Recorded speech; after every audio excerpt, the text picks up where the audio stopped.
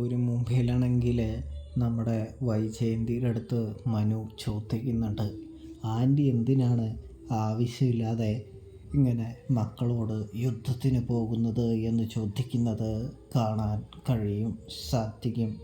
ഇതേ സമയമാണെങ്കിൽ ഞാനങ്ങനെ യുദ്ധത്തിനോ കാര്യത്തിനോ ഒന്നും തന്നെ പോകാറില്ല. അവരാണ് എൻ്റെ അടുത്തേക്ക് കുതിര കയറാനും യുദ്ധത്തിനുമായിട്ട് വരുന്നതെന്ന് പറയുമ്പോൾ, ആൻറ്റി അവർ എന്തുകൊണ്ടാണ് അങ്ങനെ വരുന്നതെന്ന് ആൻറ്റി ചിന്തിച്ചിട്ടുണ്ടോ? എന്ത് കാരണത്താലായിരിക്കുമെന്ന് ആൻറ്റി ചിന്തിക്കാനായിട്ട് ശ്രമിച്ചിട്ടുണ്ടോ എന്ന് ചോദിക്കുന്നത് കാണാൻ കഴിയും.